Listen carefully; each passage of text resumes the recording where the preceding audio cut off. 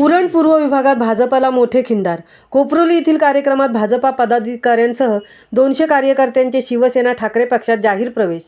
रविवार दिनांक 21 जानेवारी 2024 रोजी शिवसेना उद्धव बाळासाहेब ठाकरे पक्षाचा कोपरोली येथील जाहीर कार्यकर्ता मेळावा व पक्षप्रवेशाचा कार्यक्रम आयोजित केला होता. या कार्यक्रमात शिवसेना पक्षप्रमुख उद्धवसाहेब ठाकरे यांच्या नेतृत्वावर ठाम विश्वास ठेवून जिल्हा प्रमुख व माजी आमदार मनोहर शेठ भोईर यांच्या मार्गदर्शनाखाली भाजपच्या प्रमुख पदाधिकाऱ्यांसह आगरी कोळी व आदिवासी समाजाच्या 200 कार्यकर्त्यांनी शिवसेनेत प्रवेश केला. या पक्षप्रवेशाने उरण पूर्व विभागात भाजपला जोरदार खिंडार पडले आहे. यामध्ये ॲडव्होकेट पर्जन्य म्हात्रे, नंदन म्हात्रे, महेश कोळी, माजी उपसरपंच सारिका म्हात्रे, ग्रामपंचायत सदस्या शानी कातकरी यांनी शेकडो कार्यकर्त्यांचा शिवसेनेत प्रवेश केला.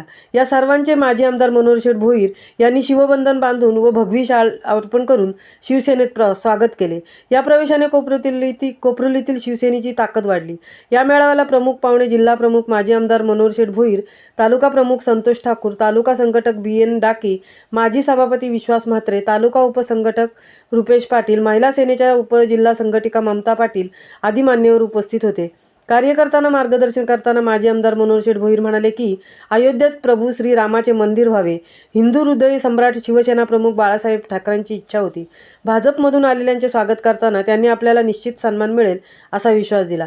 याप्रसंगी चिरनेर, कळंबुसरे, पुनाडे, वशेणी, सार्डे, कोपरोली ग्रामपंचायतीच्या शिवसेनेच्या निवडून आलेल्या सरपंच, उपसरपंच सदस्यांचा सत्कार करण्यात आला.